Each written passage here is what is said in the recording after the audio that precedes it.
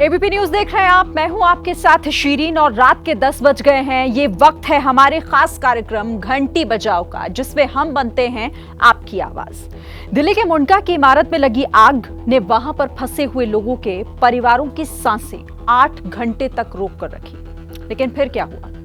27 परिवार सूने हो गए, उनकी जिंदगी लुट गई और दूसरी तरफ 2 दर्जन से ज्यादा परिवार भटकने को मजबूर हो गए, क्योंकि इमारत में काम करने वाले उनके प्रियजन आज उनके बीच हैं भी या नहीं, और हैं तो कहां पर हैं, किस हाल में हैं, इसका पता बताने वाला कोई नहीं। एक 4 मंजिला रिहायशी इमारत जिसमें दफ्तर चलता है, फायर का एनओसी नहीं है, उसे आग खाक में मिला देती है और पीछे छोड़ देती है आंसू ही आंसू। लेकिन अब सवाल यहां पर यह उठता है कि इन आंसुओं का हिसाब आखिर कौन देगा? देखिए ये रिपोर्ट और गुनहगारों के खिलाफ 84-228 840000 पर घंटी जरूर बजाइए।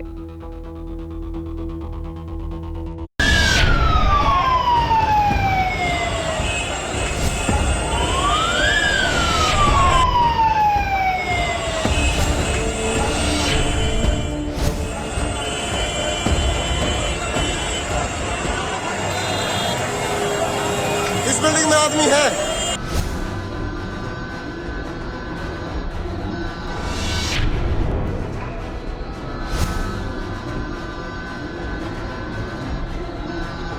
हमें तो पहले लगा कि किसी और फैक्ट्री में लगी होगी, लेकिन बाद में पता चला उसी में लगी है। तकरीबन जैसे डेली वाइज अपने जॉब पे निकलते हैं ऐसे निकले थे। उसके बाद मेरे को जो पता लगा है 4 से 5 बजे के करीब मुझे पता लगा है। मैं गया हूँ वहाँ से और यहाँ तक मैंने अभी तक जो छानबीन करी है, मुझे अभी तक ये मिली नहीं है कहीं पे। वो मुझे दिखाई दी थी ना, जैसे मैं आया था भाग के, तो वो यहाँ पे खड़ी थी। मेरी थी आग लग गई ऑफिस में, जल्दी आ जाओ। बस मैंने लास्ट बार उसको छज्जे पे देखा था, 2 लड़कियां थी उसके साथ।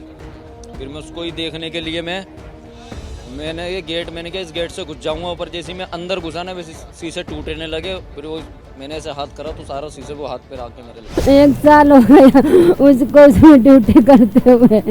सुबह जाते हुए मैं देखी थी, शाम को मेरे को नहीं दिखाई दी। में काम करती थी, मेरी बच्ची ना निकल पाया।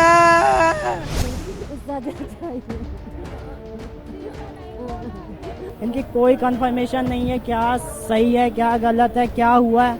एटलीस्ट अगर हमारी भाभी नहीं भी है तो कम से कम हमें बताया तो जाए। 5 हॉस्पिटल में लेके आया, सरकारी बड़े बड़े जितने भी, सब दर्जन वर्जन। संजय गांधी, किसी में कुछ नहीं पता। ये है दिल्ली वासियों के दिल का दर्द, अपनों को खोने का दर्द, लापरवाही किसी और की और उसका खामियाजा भुगतने का दर्द। 27 जिंदगियों के खत्म हो जाने की कहानी शुक्रवार शाम को शुरू हुई और अब भी 2 दर्जन परिवारों की अपनों के लिए तलाश जारी है। शुक्रवार शाम 4-4:30 बजे के करीब जब दिल्ली के मुंडका इलाके में आग ने इस 4 मंजिला इमारत को अपनी चपेट में लिया, तो हर गुजरते घंटे के साथ तस्वीरें और भी भयावह होती चली गयी। इस बिल्डिंग में आदमी है।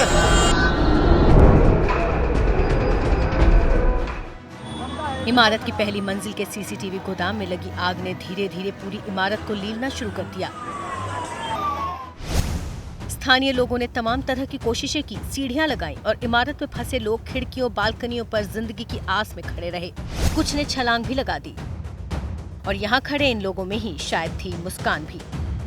भाई इस्माइल ने सारी कोशिश कर डाली मुस्कान को बचाने की।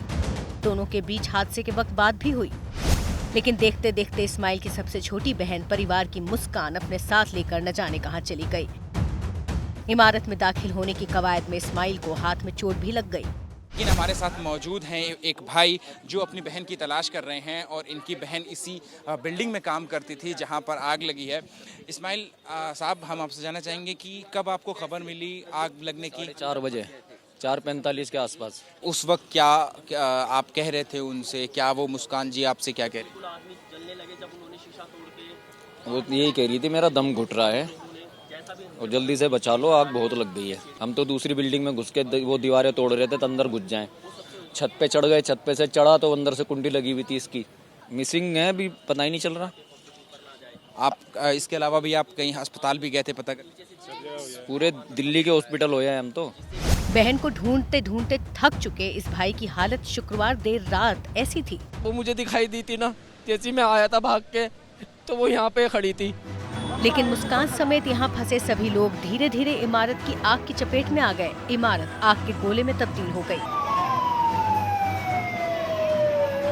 मुंडका मेट्रो लाइन के पिलर नंबर 545 के बेहद करीब है ये बिल्डिंग और आग बुझाने के लिए फायर ब्रिगेड की 30 गाड़ियां मौके पर पहुंची थी। आग इतनी भीषण थी कि उसे बुझाने में 8 घंटे से ज्यादा का वक्त लगा। देर रात तक यहाँ से दर्दनाक तस्वीरें आती रहीं और आग में फंसे लोगों के परिजन भी यहाँ जमा होने लगे और आखिरकार इस आग ने कुल 27 जिंदगियां ले ली। एसआई टेक्नोलॉजी इंडिया नाम की जिस कंपनी में ऑफिस में आग लगी, उसमें अधिकारियों और कर्मचारियों समेत कुल 80 से ज्यादा लोग मौजूद थे।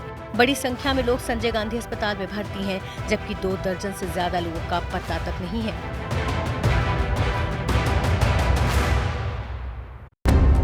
किसी की बहन नहीं मिल रही तो कहीं एक बहन आंख में आंसू लिए अपने भाई की राह देख रही है।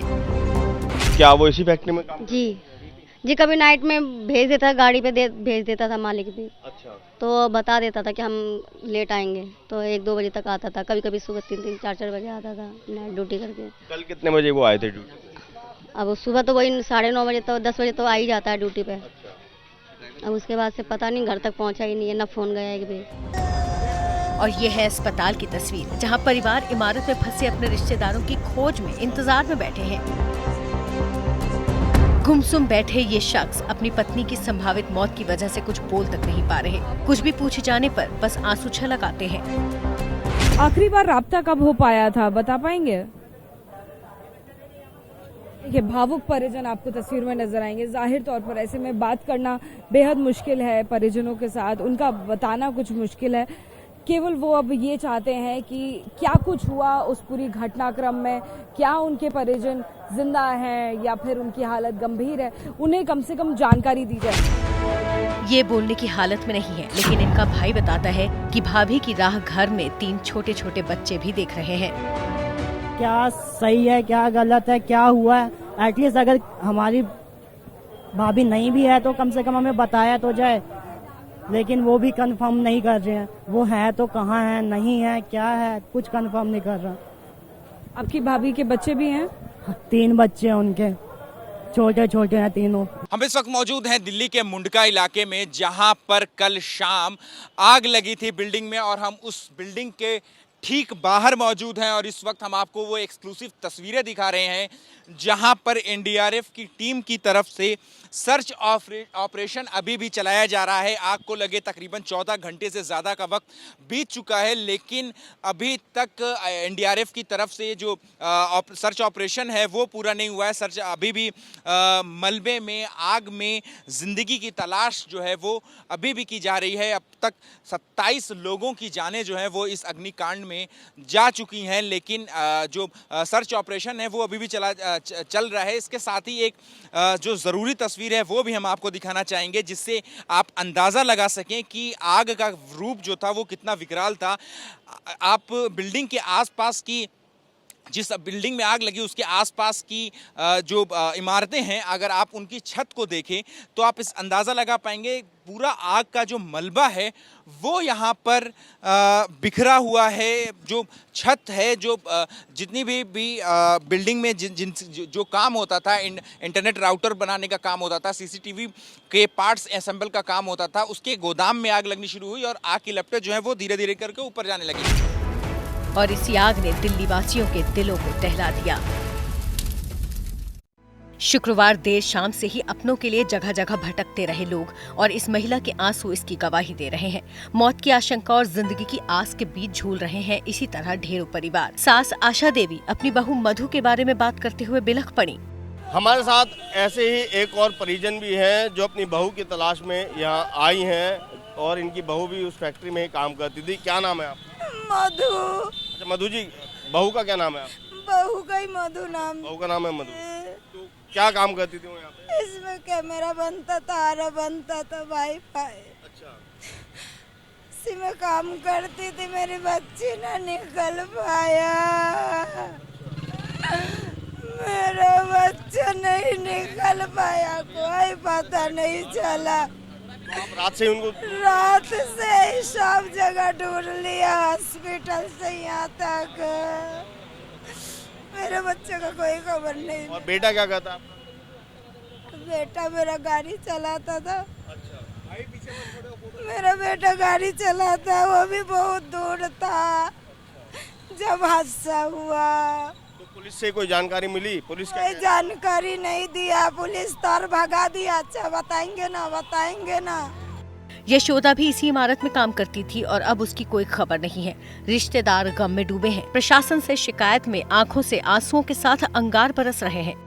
वैसे इनके गुस्से का, इनके आंसुओं का हिसाब देगा कौन? मेरी भांजी थे, भांजी।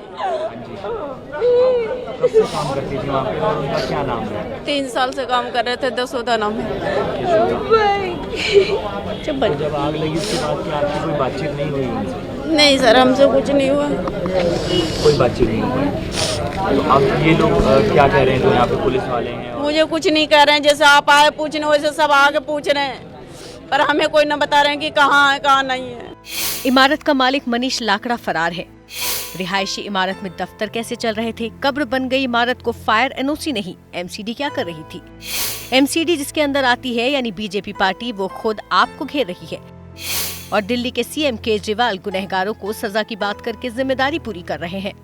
जो लोगों की डेथ हो गई है उन्हें दिल्ली सरकार की तरफ से 10-10 लाख रुपए का मुआवजा दिया जाएगा और जो लोग घायल हुए हैं उनको 50-50 हज़ार रुपए का मुआवजा दिया जाएगा। जो भी गिल्टी है, जो भी जांच में निकल के आएगा उनको बख्शा नहीं जाएगा। उनके पास ऐसा कोई लाइसेंस नहीं था, वो एमसीडी का इसमें कोई कंसर्न भी नहीं है। वो आज की बिल्डिंग नहीं बनी, बहुत पुरानी 20 साल पुरानी बिल्डिंग है वो। क्या लोगों को बचाने के लिए क्रेन थी? मौके पर समय पर क्रेन क्यों नहीं पहुंची? पार्टियां एक दूसरे पर आरोप लगा रही हैं, लेकिन इस माँ को उससे क्या? इसे बस ये पता है कि 20 साल की इसकी बेटी सुबह इससे मिलकर निकली थी, लेकिन शाम को लौटी नहीं। जले हुए शवों की शिनाख्त भी करने के लिए भाई को बुलाया गया, लेकिन वो बहन को पहचान न सका। सवेरे 7 बजे से बैठे, उनका कोई कुछ नहीं पता चला। अभी अंदर लड़का गया था, वहीं पे कुछ समझ में नहीं आ रहा कौन सी है कौन सी नहीं है, कुछ पता नहीं चला, समझ में नहीं आ रहा। उसमें 1 साल हो गया उसको उसमें ड्यूटी करते हुए। सुबह जाते हुए मैं देखी थी, शाम को मेरे को नहीं दिखाई दी। पूरा दिन निकल जाने के बाद भी जिस तरह तड़प रहे हैं ये परिवार वाले, बिलख रहे हैं भाई बहन, माँ बाप और पति पत्नी। आंसुओं से सैलाब बनकर बह रहा है दर्द और रोष। इन रोते बिलखते लोगों का, इन आंसुओं का हिसाब तो देना होगा।